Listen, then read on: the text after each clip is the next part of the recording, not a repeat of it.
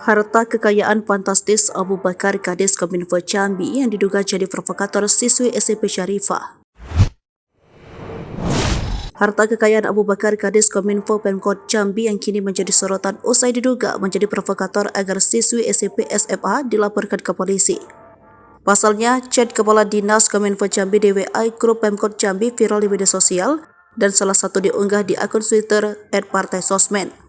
Isi chat tersebut memperlihatkan jika Abu Bakar memprovokasi Kabag Hukum Gempa Awalijo Putra agar memberikan efek jerah bagi Syarifah untuk dilaporkan ke pihak berwajib.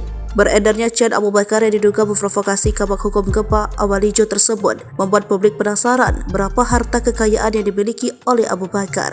Abu Bakar dilahirkan pada tanggal 25 Mei 1970 dan memulai masa jabatannya sejak bulan Desember 2000 yang lalu.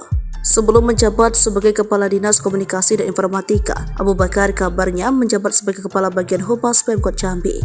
Selain itu, berdasarkan informasi dari situs KPK, Abu Bakar telah melaporkan harta kekayaannya kepada KPK pada tanggal 26 Januari 2023. Dokumen tersebut tercatat dalam laporan harta kekayaan penyelenggaraan negara untuk periode tahun 2022 dengan rinciannya terperinci. Tanah dan bangunan seluas 621 meter kubik di Kabupaten Kota Muaro Jambi senilai 240 juta rupiah.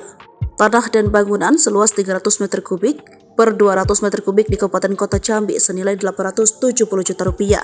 Mobil expander tahun 2018 senilai 195 juta rupiah. Harta bergerak lainnya senilai 362 juta rupiah. Kas dan setara kas senilai 237 juta rupiah. Utang senilai sekitar 7.800 juta rupiah. Total harta kekayaan senilai 1,8 miliar rupiah.